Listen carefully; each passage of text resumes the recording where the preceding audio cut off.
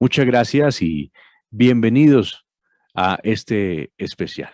Nuestro invitado, un hombre ya de la casa, como dije, ha estado en varios episodios con nosotros, además que la gente lo quiere mucho porque Demetrio no le he contado esto, pero mucha gente me lo pregunta.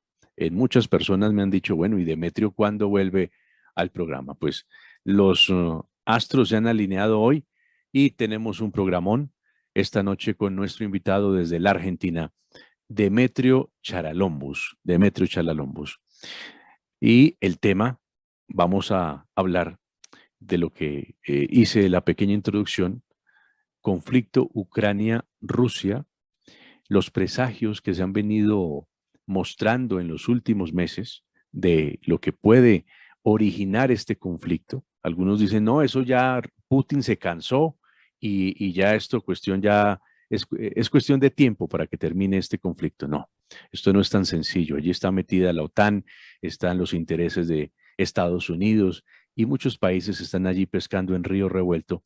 Y cuando esto es así, eh, a veces se puede, estamos, podemos ver una conflagración mucho más grande y más peligrosa de lo que muchos creen o creemos.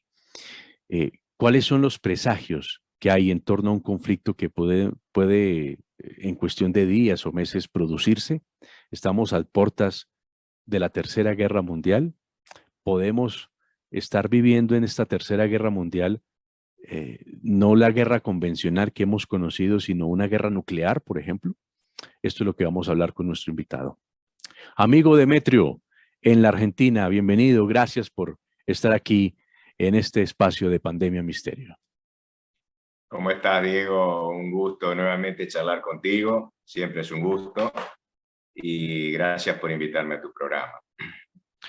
Demetrio, han pasado ya varios meses de ese conflicto, de esa, algunos decían que no era una guerra como tal, pero ha tenido tantas matices, nos han ocultado tanto sobre qué hay detrás en este conflicto entre Ucrania y Rusia, que ya también nos suena y nos huele un poco raro. Una potencia militar como es Rusia y un pequeño país como es Ucrania, y algunos dicen que es que Ucrania le está plantando cara a Rusia y que Rusia eh, eh, no ha podido y se le acabó todo su arsenal combatiendo 6 meses con Ucrania. Eh, Muchos de esos analistas, y he visto en canales internacionales, dicen eso. Pues eso es algo absurdo, ¿no? Una gran potencia, si no es la primera, es la segunda a nivel mundial, y que esté metido o un poco varado en este conflicto que ya toma varios tiempo, lo ponen a uno a pensar. Usted ha venido estudiando desde que publicó su libro, ese libro maravilloso, Los presagios del Papa Francisco, que aquí lo hemos debatido. Usted ha venido de una manera sigilosa y muy juiciosa, mirando esos presagios, esos mensajes que aparecen y que nos pueden vaticinar cosas que van a ocurrir. En torno a este conflicto, Demetrio, ¿qué podemos decir? Bueno, en principio, yo quisiera, muchos me han preguntado algo, Demetrio, antes de que arranquemos de fondo con el tema. ¿Para qué sirven los presagios? Si bien los presagios son señales que nos pueden anunciar un hecho futuro, ¿para qué nos sirven? Muchos me trasladan esa pregunta para usted. Bueno, mira, Diego, los presagios son anuncios de cosas que van a pasar. No siempre nos sirven porque a veces esas cosas pasan igual. Lo que puede ocurrir es que nos preparemos espiritualmente para eso que va a ocurrir. En algunos pocos casos ocurre que un presagio nos permite evitar el mal que se aproxima, si es que es un presagio malo. Por supuesto que hay presagios buenos, hay muchos presagios buenos, tanto como presagios malos. Pero hablando de los presagios malos, como lo que vamos a hablar en este programa, sería bueno que los líderes mundiales le prestasen atención. Voy a hablar de un presagio que yo no recuerdo si aquí lo hemos comentado alguna vez, pero en todo caso vale refrescarlo, o si es que no lo llegamos a ver. cuando apenas se inició esta guerra, en febrero del 2022, alguien, una persona anónima, hizo la cuenta de la fecha, prestó atención a la fecha en la cual había empezado esta invasión rusa a Ucrania, el 24 de febrero del 2022. Y esta persona anónima, que yo entiendo que es de habla inglesa, porque lo primero que apareció fue un papel escrito en inglés, lo que hizo fue comparar la fecha del inicio de esta guerra con la de las dos primeras guerras mundiales. Entonces yo digo, te voy a pedir que proyectes la imagen que tenemos de esa cuenta que ha hecho esta persona anónima, de las fechas de inicio de la Primera Guerra Mundial, la Segunda Guerra Mundial y de esta guerra de Ucrania, porque hay un secreto matemático. Acá la tenemos. La fecha de inicio de la Primera Guerra Mundial fue el 28 de julio de 1914.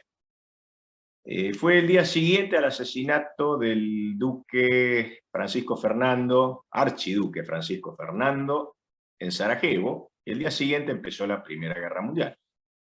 Bueno, miremos en la cuenta de abajo, la que da el resultado 32, esa cuenta simplemente lo que ha hecho es sumar todos los dígitos de la fecha, los dígitos del mes, del día y del año, 28 del 7 de 1914, que empezó la Primera Guerra Mundial.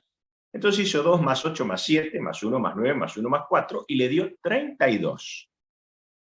Luego, sumó las cifras de otra manera, en la primera cuenta que vamos a ver, que tomó el mes, que es 28, más, el día, que es 28, más el mes, que es el 7, y el año lo dividió en 2, no puso 1914, sino 19 más 14. 1914 lo dividió en 2, como si no pudiese en esta cuenta usar más de 2 cifras juntas. Entonces le dio 28 del día, 7 del mes, más 19 más 14, y le dio 68. Estas son las fechas que arroja el inicio de la Primera Guerra Mundial. La Segunda Guerra Mundial empezó el 1 de septiembre de 1939, 1 de 9 de 1939, cuando Alemania invadió Polonia. Entonces esta persona sumó de nuevo todos los dígitos, 1 más 9, más 1 más 9, más 3 más 9, y le dio 32. El mismo número que le daban todos los dígitos sumados de la fecha de inicio de la Primera Guerra Mundial. Entonces vemos que las dos guerras mundiales, sumados todos los dígitos de la fecha en que se iniciaron, en ambos casos da 32. Y luego, como para reasegurarse de esta coincidencia, lo sumó de la otra manera que lo había hecho en la Primera Guerra, que es tomar la cifra del día más la cifra del mes, dígito más la por cifra dígito, dividida en 2. No la cifra completa del año, sino hizo 1 del mes 1, perdón, 1 del día 1, 9 del mes 9, más 19 más 39. Dividió en 2 el número del año, como lo había hecho usando el mismo procedimiento que había usado para la Primera Guerra Mundial. Y nuevamente le dio 68, el mismo número que le había dado en la Primera Guerra Mundial, pues se repite en la Segunda. Entonces increíble. acá esta persona se dio cuenta de que había un patrón numérico, porque, a ver, 2 guerras mundiales, tomamos su fecha de inicio, los sumamos de una manera, con todos sus dígitos nos da 32, los sumamos de la otra manera, sumando el número de día más el número de mes más el número de año dividido en 2 pares de 2 cifras, y nos da 68. 2 veces la coincidencia. Es muy improbable, y cualquier matemático no lo va a poder decir. Es una probabilidad en miles de que ocurra esta coincidencia. Ahora bien, esta persona se le ocurrió hacer lo mismo con la fecha de inicio de la guerra de Rusia y Ucrania, que hasta el momento todavía no es una guerra mundial. Empezó el 24 de febrero del 2022, entonces se sumó 24 más 2, más 2, más 0, más 2, más 2, y le dio 32. Lo mismo que en los otros casos. Únicamente acá hizo una pequeña diferencia. En vez de sumar 2 más 4, sumó el 24 entero. pero el número le permitió llegar a 32. Y luego lo sumó respetando ahí sí a rajatabla el mismo principio, el mismo método que había usado en las dos primeras guerras mundiales, sumó el número de día, más el número de mes, más el número de año dividido en dos, entonces hizo 24, más 2, más 20, más 22, y le dio 68, lo mismo que había ocurrido con la Primera y la Segunda Guerra Mundial. Esto es muy importante, Diego, porque nos está marcando que esta guerra sigue el mismo patrón numérico que las dos primeras guerras mundiales. ¿Y eso qué nos está diciendo? Fijémonos que no sigue el patrón de la guerra de Vietnam o de la guerra de Irak con Irán, o si hubiéramos tomado la guerra de Siria, de o la guerra de... Afganistán. Cualquiera de las otras guerras que hubiésemos tomado regionales no siguen este patrón. Solo las dos guerras mundiales y esta guerra mundial. Esta guerra, estoy por decir mundial. La gente lo ha tomado como una curiosidad porque esto salió en los diarios. Yo me enteré por los diarios a los 2 días de empezar la guerra. Incluso lo publiqué en mi canal de YouTube a la semana de haberse iniciado esta guerra. Porque yo comprendí una cosa que es la que les quiero decir. Si los números en su lenguaje nos están diciendo esta guerra sigue el mismo patrón que las anteriores, y no solo el mismo patrón numérico que estamos viendo acá, sino que va a seguir el mismo patrón general. Las dos guerras mundiales anteriores fueron guerras de aniquilación, donde no se terminó la guerra con un pacto o un acuerdo que dejara en pie alguna de las potencias beligerantes a la potencia vencida. No, no, no. A la potencia vencida se la aniquiló. Por ejemplo, la Alemania nazi, su ejército fue aniquilado, no terminó esa guerra con un pacto, terminó con la entrada de los rusos a sangre y fuego a Berlín, matando, violando. Hitler se tuvo que suicidar en su búnker. El ejército alemán diezmado totalmente, y nada, tuvieron que levantar la bandera blanca, y fue una rendición incondicional, porque fueron aniquilados. Todavía hoy, si uno visita Berlín, va a ver que la mitad del centro de la ciudad no existe, son unas plazas muy poco agraciadas, así como unas esplanadas grandes, porque ahí había edificios. Los edificios más hermosos de Berlín fueron destruidos por los rusos cuando entraron, por los soviéticos, ¿no es cierto? Fue una guerra de aniquilación. La Primera Guerra Mundial también lo fue, terminó con la rendición de Alemania, que tuvo que aceptar unas condiciones humillantes, donde Alemania durante años después de la guerra le estuvo pagando una indemnización a Francia, lo cual provocó la indignación del pueblo alemán, porque habían pasado 8 o 10 años y todo el pueblo alemán seguía trabajando para pagarle a los franceses una indemnización de guerra exorbitante que se había establecido. Se fundían, por ejemplo, los postes que en ese momento alumbraban en las calles de las ciudades alemanas, llegaron a tal punto, a tal extremo, de que tocó fundir. Muchos de esos eran de hierro, de cobre, aluminio. Se tenía que fundir esos metales para poder paliar un poco esa, esa deuda que los tenía hasta el cuello. Y como usted bien dice, Demetrio, pues la indignación alemana era total, era total. Y fue esa indignación lo que los llevó a que aceptaran y calara ese mensaje del nacionalsocialismo que más tarde desencadenó la Segunda Guerra Mundial. Claro, fue el mensaje de cultivo del cual emergió Hitler y llegó a la Segunda Guerra Mundial. Si quieres ya podemos dejar ya creo que todos lo hemos visto, esta cuenta. Yo lo que quería subrayar entonces es que el patrón numérico nos está hablando, nos está diciendo, esta guerra va a seguir el mismo patrón que las anteriores. Fijémonos que incluso los actores son prácticamente todo lo mismo. Alemania, Francia, Reino Unido, Rusia, todos los mismos actores de la Primera, de la Segunda Guerra Mundial, otra vez están aquí presentes. A lo sumo, la diferencia es que Alemania antes estaba contra Francia y el Reino Unido, ahora está de su lado, pero sí está contra Rusia, que pelearon entre sí en la Segunda Guerra Mundial. También está Estados Unidos, que participó en la Segunda Guerra Mundial, desde afuera un poquito, como está haciendo ahora, ¿no? Armando, poniendo su industria al servicio de las partes beligerantes.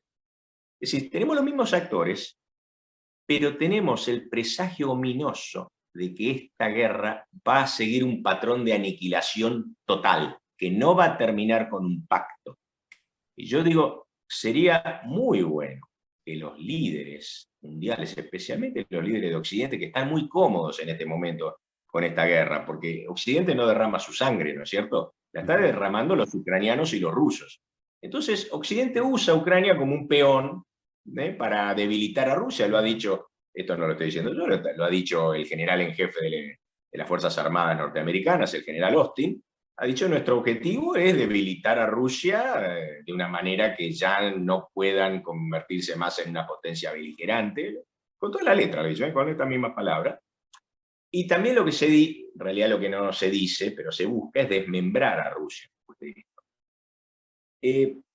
Cosa que si le prestasen atención a estos presagios, porque acá las potencias occidentales están haciendo una apuesta, están usando a Ucrania como peón para debilitar, desmembrar a Rusia, y de ese modo lograr que ese obstáculo que representa un poder importante deje de existir. De este modo ciertas élites van a poder gobernar el mundo entero, sin obstáculos. Creo que es eso lo que se busca, que no haya obstáculos, que Rusia o China no se opongan, entonces que desde Washington se gobierne el mundo entero. Mira, posibilidades de lograrlo, claro que la tienen. Es decir, ellos, si nos ponemos un poquito en la mentalidad de estos líderes occidentales que hoy día están fogoneando la guerra, lo que están esperando es algo muy probable que sí que puede pasar, que es lo siguiente, que Rusia está siendo derrotada en el plano convencional de la guerra, y esto es así, Diego, tú decías, ¿cómo es posible? Mira, al final de la Guerra Fría, cuando colapsó la Unión Soviética, los rusos se dieron cuenta de que ellos no iban a poder sostener la carrera de armamentos contra Occidente, porque ellos eran una economía colapsada contra unas economías muy prósperas como eran las occidentales. Entonces Occidente continúa desarrollando armamentos de tipo convencional, que son los que más les sirven para entrar en los pequeños países y dominarlos, y Rusia no les podía seguir el tren. No podía desarrollar armamentos convencionales con la abundancia con que lo hacía Occidente. Entonces, Rusia fue perdiendo la guerra, la carrera armamentística convencional. Entonces, ya cuando asumió Putin hace más de 20 años, él dijo, bueno, ¿qué hago para que no me lleven por delante como se llevaron por delante a Yugoslavia y a otros países, ¿no? ¿Qué hago yo? Bueno, voy a desarrollar mis armamentos nucleares. Eso sí, los voy a desarrollar para mantener el poder de disuasión. Entonces Rusia se dedicó a desarrollar sus armas nucleares, que las tiene muy sofisticadas y terriblemente peligrosas, y dejó un poco de lado el armamento convencional, y la verdad que el ejército ruso, lo estamos viendo, es un ejército más, no es superior al ucraniano, sobre todo con toda la ayuda militar que está recibiendo Ucrania, con todos los mejores armamentos que le mandan de Noruega, de Reino Unido, de Dinamarca, de Alemania, de todos lados le están mandando las mejores armas convencionales. Entonces Rusia no puede hacer frente a esto porque está peleando contra la industria occidental. Ahora, ¿a qué apuesta Occidente? Como para que veamos que estamos nosotros, tú, yo y todos los que nos están oyendo, estamos como de rehenes en una apuesta, no nos damos cuenta de eso. Occidente está apostando a derrocar a Putin, a debilitar a Rusia y en último término a desmembrarla, de ese modo poder quitarse ese obstáculo, ese poder que obstaculiza su dominación global, eliminarlo. Encontraron esta situación donde Putin cometió un error garrafal, por supuesto, esto hay que decirlo, es un error terrible el que cometió y buena parte de la población rusa está de acuerdo en esto, en que él cometió un error de cálculo. Él lo que quería era que Ucrania básicamente se mantenga neutral, que no ingrese a la OTAN, es lo que vinieron pidiendo 2 meses antes de iniciarse la invasión. Lavrov se cansó, el canciller ruso, de ir de acá para allá y decirle, miren, lo único que pedimos es que sea neutral a Ucrania, que no ingrese a la OTAN, un compromiso escrito y nada más pedimos. Y Occidente no se lo quiso dar, porque Occidente comprendió que esta era la situación ideal. Putin cometió el terrible error de ser el agresor, de darle el gusto a estas élites occidentales, de ser él el agresor, con lo cual fue ideal para ellos, porque dijeron, mira, ahora sí, ya somos unos santos nosotros. Este es el agresor, él es el malo, ya está, hay que combatir y desmembrarlo y eliminarlo. Claro. Estoy haciendo un paréntesis, mucho más fácil hubiese sido. Putin ahí se equivocó terriblemente. Él no tenía que haber hecho la guerra contra Ucrania, que es un país eslavo. Él tenía que haberle cortado el gas a Alemania. Se los decía Lukashenko. ¿Para qué estás calentándole la casa a los alemanes, que son los que te hacen sanciones y demás? Córtales el gas y pídeles que para reanudar el suministro de gas declaren que Ucrania no va a entrar a la OTAN y levanten las sanciones. O sea, así como Occidente lo venía sancionando a Rusia, múltiples sanciones económicas, que Rusia le podía haber impuesto una sanción económica a Occidente en contrapartida, que fuera el corte del gas hasta tanto se levanten las sanciones y Ucrania se ha declarado neutral. Hubiera sido mucho más eficaz, no hubiera corrido una sola gota de sangre, y este fue un error terrible de Putin, a mi ver. Ahora, ya esto ya pasó, ya Putin no puede volver atrás, metió la pata, como decimos, y él ya no puede volver atrás. Estoy convencido que si por él fuera, si desde Occidente alguien le permitiese negociar, estoy seguro que él sí quiere negociar. Pero claro, ya metió la pata. En este momento, lo que yo temo que va a ocurrir, y en vista de las profecías, de los presagios que venimos estudiando, de este presagio que acabamos de dar y de otros que vamos a hablar, yo lo que temo es que al error garrafal de Putin va a seguir otro error garrafal de Occidente. ¿Y cuál va a ser ese error? Esta apuesta que están haciendo ellos es la siguiente. A ver, Putin no se va, es lo que piensan los líderes occidentales, no se va a animar a usar armas nucleares porque sabe que se destruye Rusia también en una guerra nuclear. Entonces Putin no se va a animar, esta es la idea de Occidente, y nosotros, mientras lo armamos a Ucrania, vamos a lograr que Ucrania, con su contraofensiva, vaya retomando ciudades ocupadas por los rusos y que llegue incluso a retomar Crimea. Cuando ocurra esto, si retoma Crimea, no está tan lejos, mira que están por evacuar Jersón, y Jersón es la puerta de entrada a Crimea. Si Ucrania retoma en Crimea o sus tropas invaden Crimea, se acabó el gobierno de Putin. Porque en Rusia, eso es lo que la gente un poquito tiene que prestarle atención. Putin no tiene todo el tiempo del mundo para seguir pensando si usa armas nucleares o no. No, señor, no tiene tiempo. Porque pueden ocurrir varias cosas. Puede ocurrir simplemente, por ejemplo, en este momento en la ciudad de Jersón hay un montón de tropas rusas que están siendo rodeadas por el ejército ucraniano. Todavía no se cerró el cerco, pero ya está cerca de cerrarse. Por eso empezaron a evacuar la población civil. Si esas tropas, que son cerca de 20.000 soldados, se dejan encerrar por los ucranianos, lo que en términos militares se llama embolsar, ellos embolsan a todas esas tropas, va a haber una masacre, y luego vamos a ver la foto de miles y miles de soldados rusos con las manos sobre la cabeza, de rodillas, mientras los soldados ucranianos les apuntan, rindiéndose. Esa foto, ningún gobernante aguanta ni una semana en el poder después de esa foto.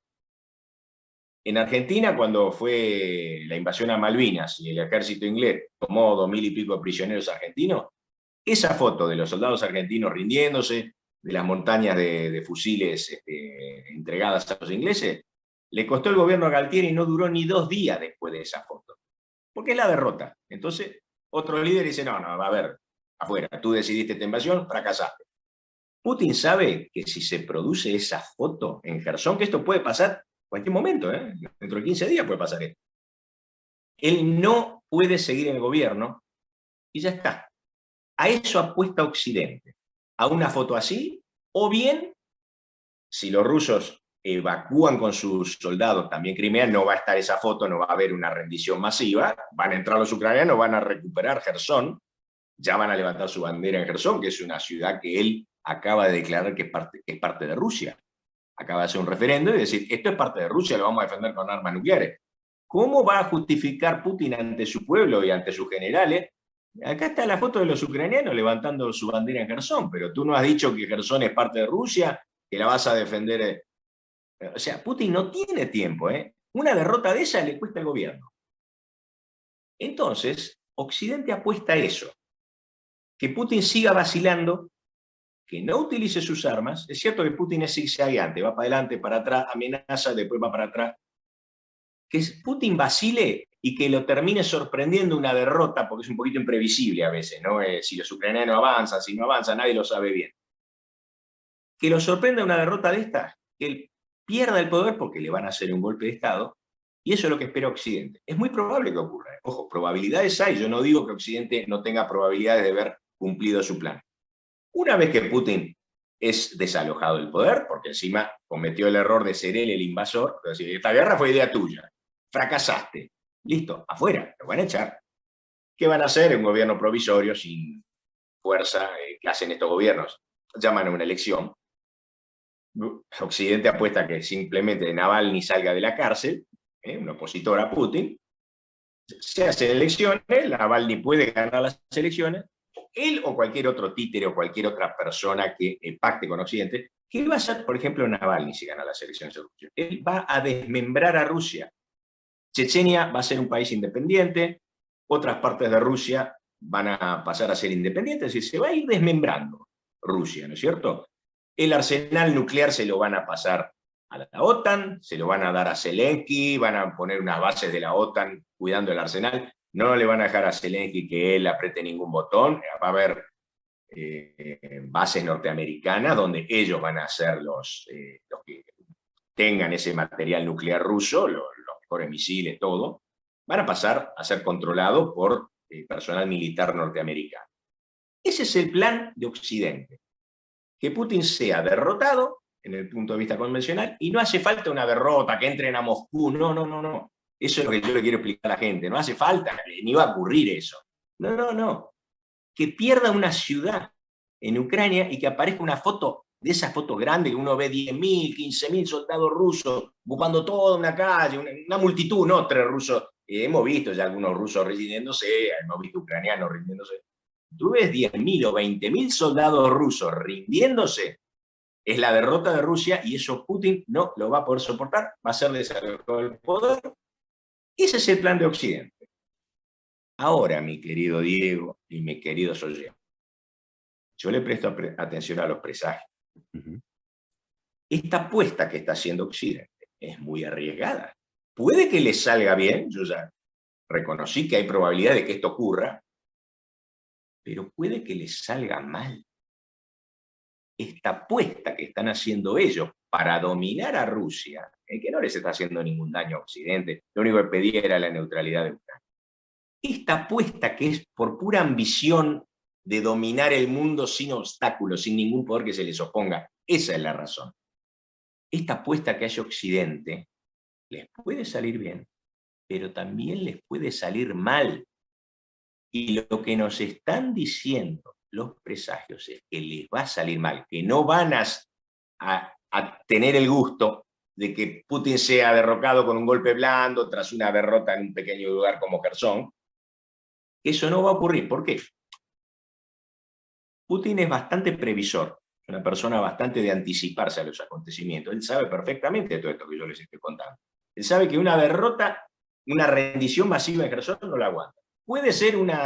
Puede que aguante todavía una retirada de su ejército sin dejar muchos prisioneros.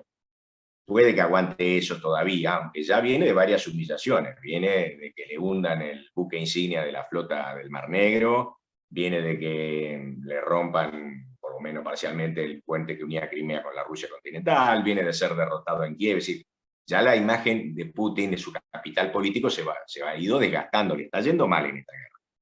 Ahora, todavía decir, bueno, Jersón es parte de Rusia y vemos que le levanta la bandera ucraniana, yo no sé si ya lo aguanta, puede que lo aguante, pero en tal caso, en el próximo paso, cuando ese ejército tome Crimea, porque de Jersón se controla hasta el paso del agua dulce a Crimea, cuando le tome Crimea, eso sí que ya no lo aguanta, no dura pero ni 2 segundos.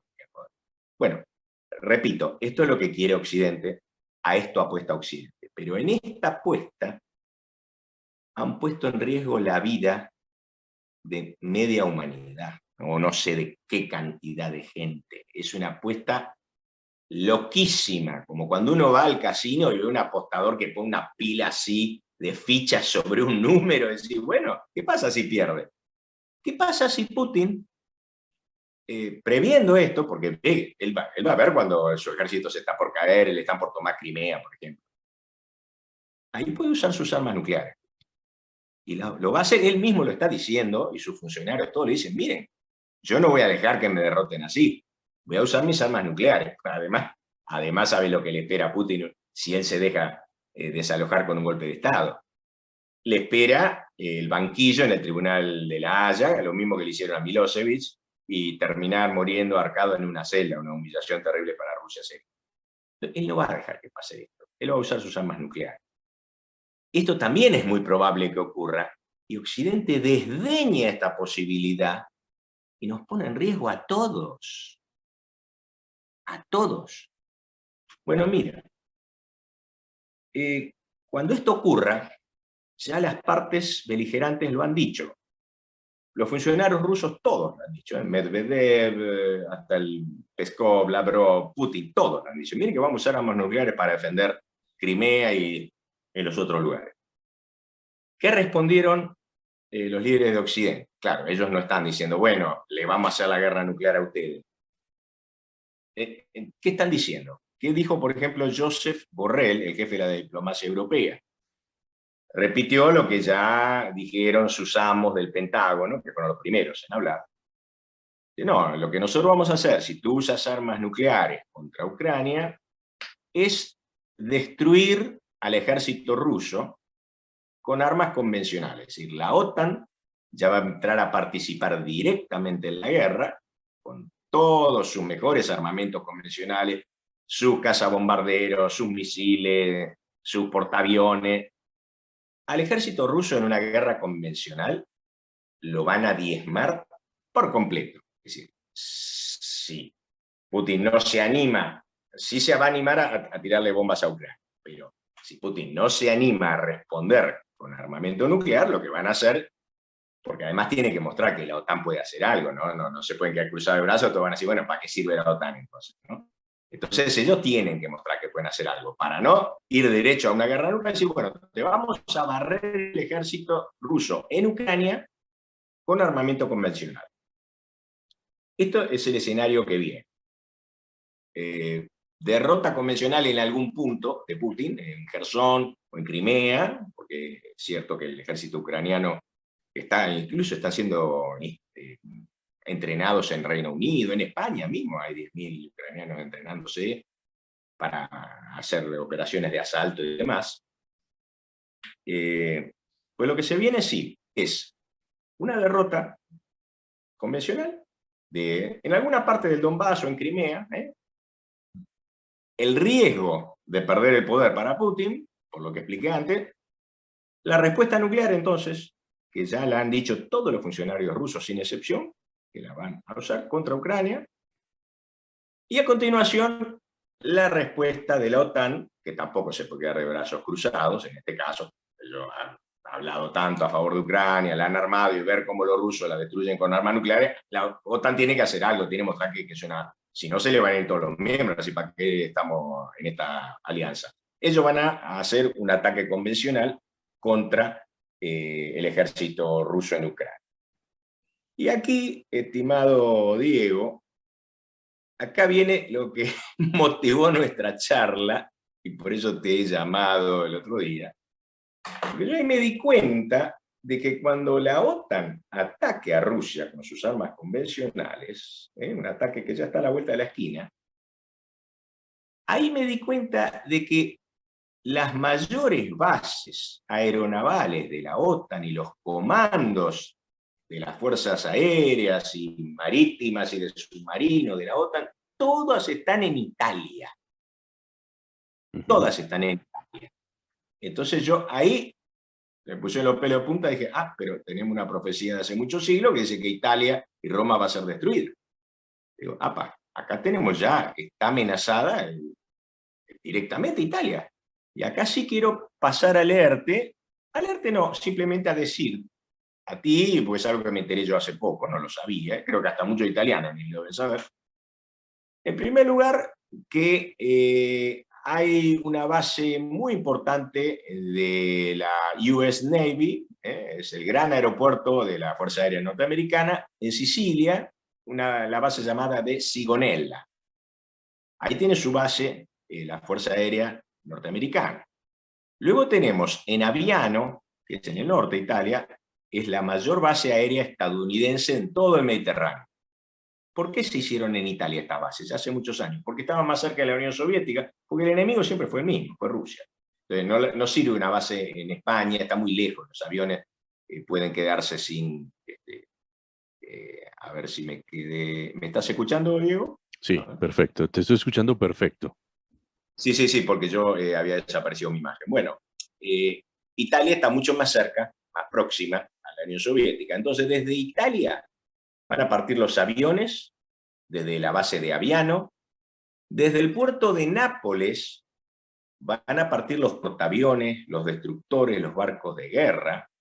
En Nápoles se encuentra el Comando de la Fuerza de Seguridad Marina y una base de submarinos de los Estados Unidos. Es el Comando de la Fuerza Aérea de Estados Unidos para el Mediterráneo. Luego tenemos la base de Gedi Torre, en Aviano, que está ahí al norte de Italia, en ese mapa que estamos viendo, ahí cerca de donde sería Venecia, vemos un avioncito. Sí. No solo es el mayor aeropuerto militar, de ahí van a partir los ataques contra Rusia, contra el ejército ruso en Ucrania, en principio. De ahí van a partir, de Aviano. Del puerto de Nápoles van a partir los barcos de guerra norteamericanos que van a bombardear al ejército ruso. O sea, todo va a ser dirigido desde Italia y todos los aviones y los barcos van a partir de ahí. También los submarinos, acá hay algo interesante, hay una base que está en Mondragone, que es al norte de Nápoles, a solo 140 kilómetros de Roma. Leemos que Mondragone es el centro de comando antiatómico subterráneo de Estados Unidos y la OTAN, a donde se trasladarían los comandos de Estados Unidos y la OTAN en caso de guerra. Es decir, que van a ir a Mondragone, al norte de Italia. Eso lo vamos a ver en el... Si quieres pasar el último mapita para que veamos dónde es Mondragone. No es lejos de Roma, 320, 150 kilómetros. Ahí lo tenemos, es el punto rojo que está señalado. Vemos que al norte está Roma.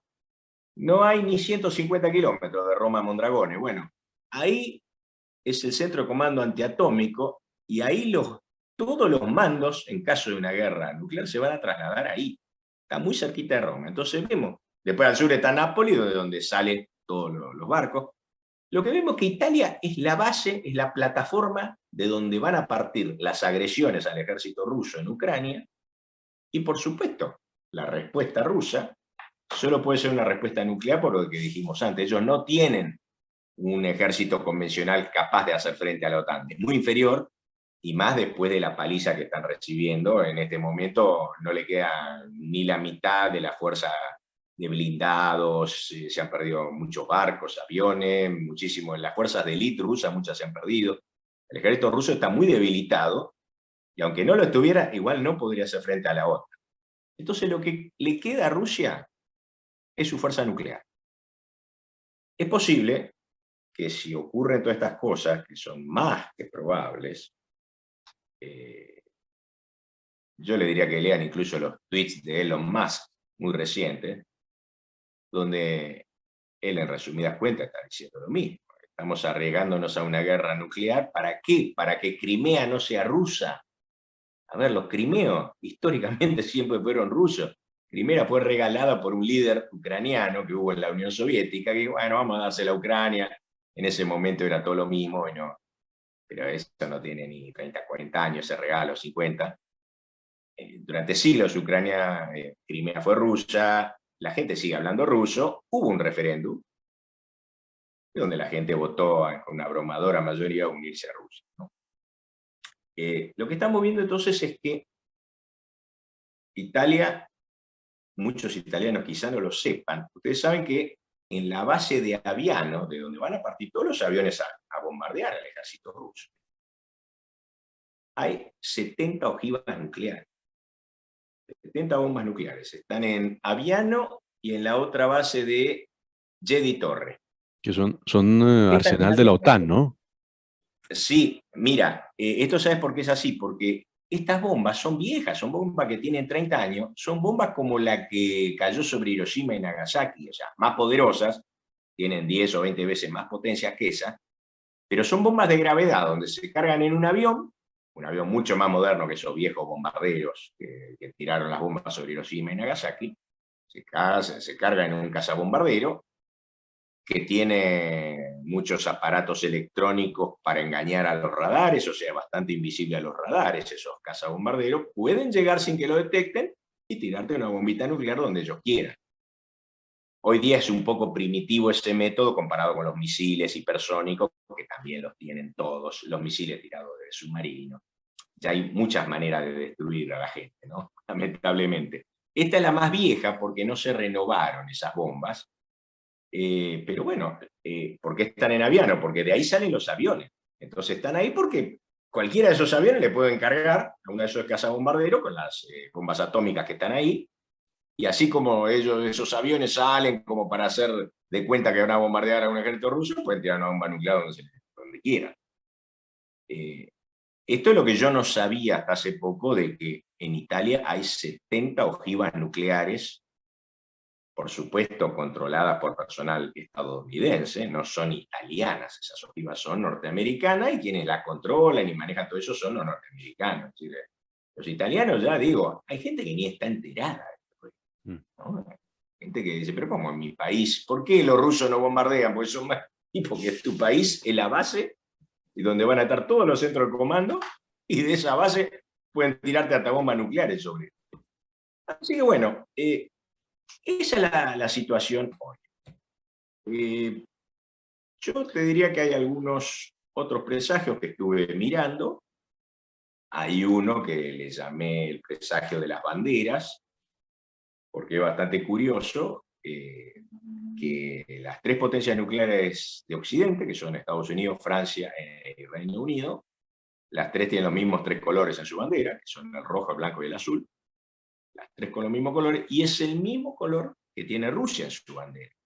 Entonces vemos que las potencias nucleares enfrentadas en esta guerra, todas tienen los mismos tres colores. Y esto viene a cuento de un presagio que hemos mencionado ya un par de veces aquí en tu programa, de aquel presagio cuando el Papa Francisco hizo una misa por la paz en Ucrania, cuando recién empezaba el conflicto, allá por el 2014, Francisco trajo a 2 niños ucranianos para rezar por la paz y que no se llegase a una guerra. Los niños soltaron 2 palomas blancas de la paz al final de la misa, y vino un cuervo y una gaviota y picotearon y mataron a las palomas de la paz. Presagio muy funesto. Como los presagios siempre son muy ricos, pasados los años me di cuenta de una cosa, de que los colores de ese cuadro que forman el Papa con los 2 niños cuando van a soltar las palomas, forman como un cuadro, están incluso enmarcados por el balcón del Palacio Apostólico. Entonces están como enmarcadas esas 3 figuras.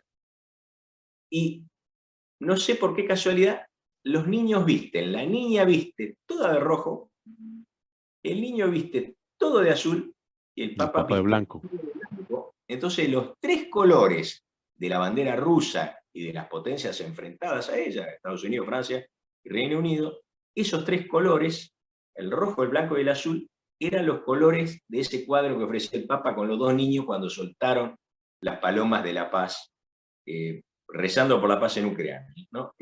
Esos 3 colores es como que resumen las banderas de estos países, y lo que ocurrió, el cuervo, el ataque del cuervo y de la gaviota a las palomas, está mostrando de que esas naciones allí enfrentadas, cuyas banderas estaban simbolizadas en ese cuadro, no iban a llegar a un acuerdo, y que se iban a matar como el cuervo y la gaviota mataron a las palomas de la paz.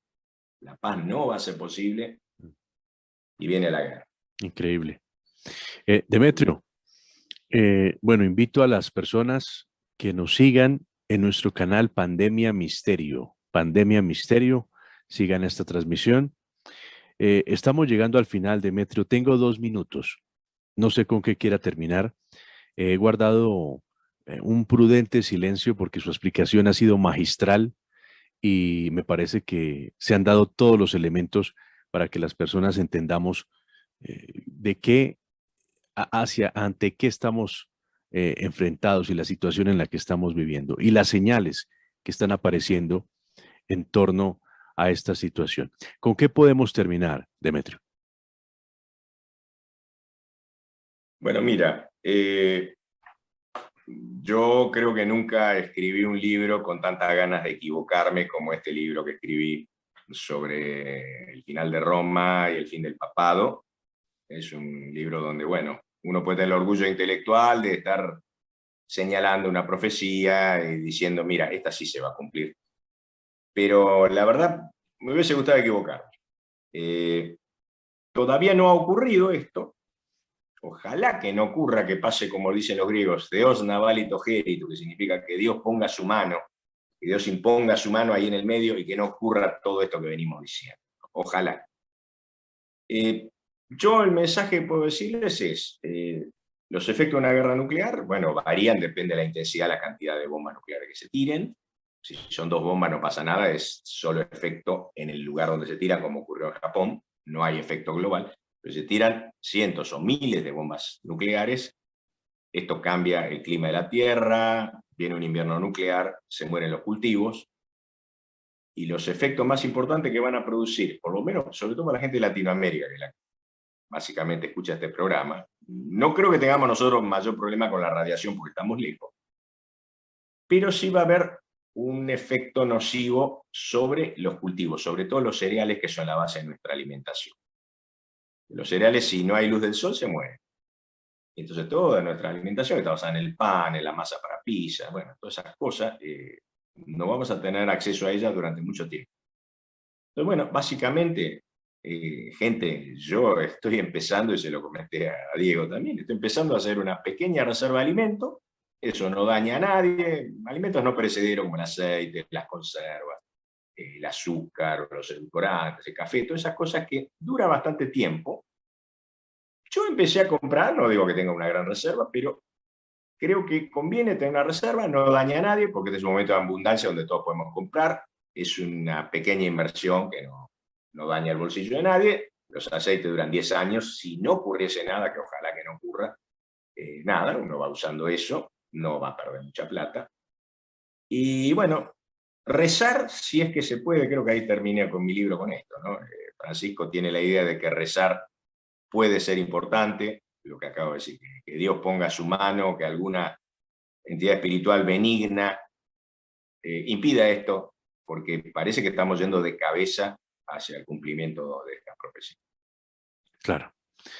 Demetrio Charalombus, dependiendo de cómo sigan ocurriendo los acontecimientos u otros presagios que usted encuentre en su investigación, que es de todos los días, que es en la vida cotidiana suya, está enfocada hacia este tema, lo seguiremos invitando y podemos hacer otros programas, si usted desea, aquí en Pandemia Misterio.